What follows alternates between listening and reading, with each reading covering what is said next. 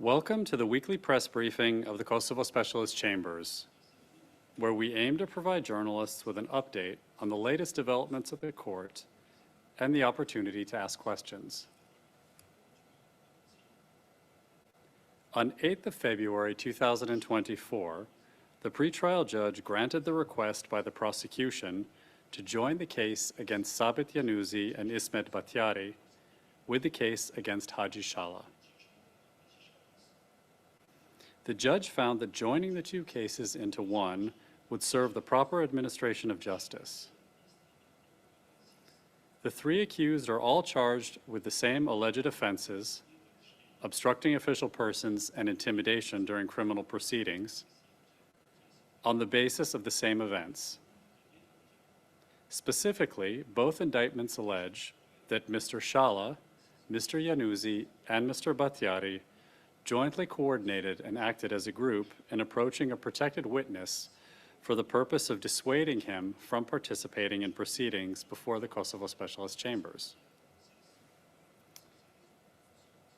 The judge also found that joining the cases would not be prejudicial or inconsistent with the rights of the accused. On 9th of February, the pretrial judge ordered the continued detention of Haji Shala, finding that there is a moderate risk of flight and articulable grounds to believe that Mr. Shala may obstruct the progress of Specialist Chambers proceedings or commit further offenses. A status conference in the joint case against Sabit Yanuzi, Ismet Batyari, and Haji Shala was held on Tuesday, the 13th of February. During the status conference, the pretrial judge issued several oral orders, including orders related to the funding of defense counsel for the accused. Having heard the defense and the prosecution, the pretrial judge ordered the KSC registry to urgently contact the Kosovo Ministry of Justice for clarification about the status of any funding by the ministry in this regard, and to report back by the 20th of February. The next status conference in this case will be scheduled in March. On 8th of February, the trial panel in the case of Hashim Thaçi, Kadri Veseli, Recep Salimi, and Jakub Krasniqi declined to consider the merits of one victim's application to participate in the proceedings, finding the application untimely. Over 140 victims have been admitted to participate in the proceedings in the Thaçi et al. Case. On 9th of February, the trial panel in the same case issued a decision related to the detention measures put in place in December for three of the accused: Hashim Thaçi, Kadri Veseli, and Recep Salimi. As background, on 1st of December 2023, the trial panel introduced some restrictions on visits and communications for these three detainees in order to protect witnesses, after the prosecution provided transcripts in which it appeared that the accused told visitors about the confidential testimony of protected witnesses. However, as part of their decision in December, the judges decided not to place restrictions on private visits, which refers to special visits with the detainee's spouse or partner and children, conducted outside the site and hearing of detention officers.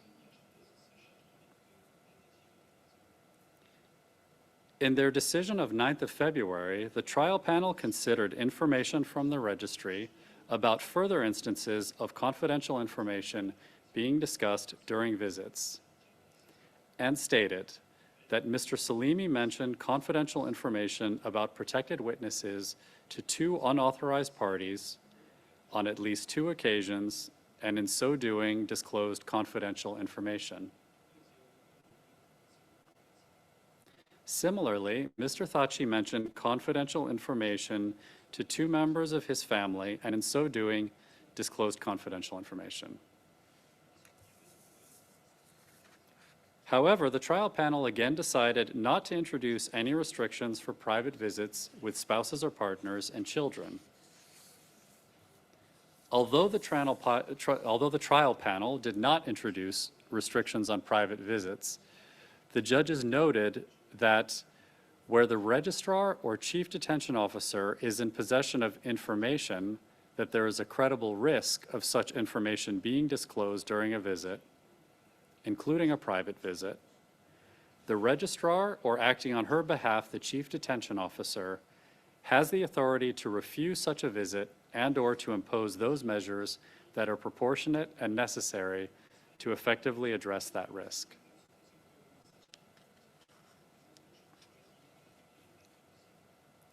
The judges also warned the accused and the defense against revealing confidential information, including protected witness testimonies, during visits to the detention facilities.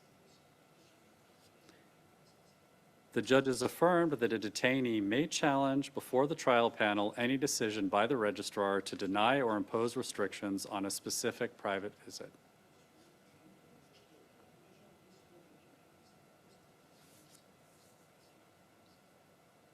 On February 14th, in the same case, the trial panel approved the withdrawal of Gregory Kihu as lead counsel for Hashim Thachi, effective on the day when the KSC registrar appoints a new lead counsel for Mr. Thachi.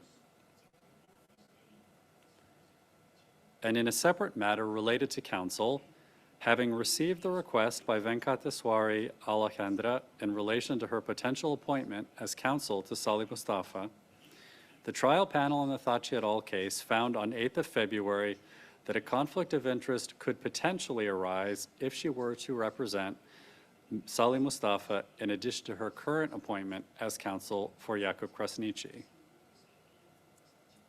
However, the trial panel emphasized that its decision should not be regarded as expressing a view on whether Ms. Alakhandra should be appointed as Mr. Mustafa's counsel, since these matters are to be decided on by the registrar. The next hearing in the Thachi et al. Trial is scheduled to take place next Tuesday, 20th of February, starting at 9 a.m. Thank you.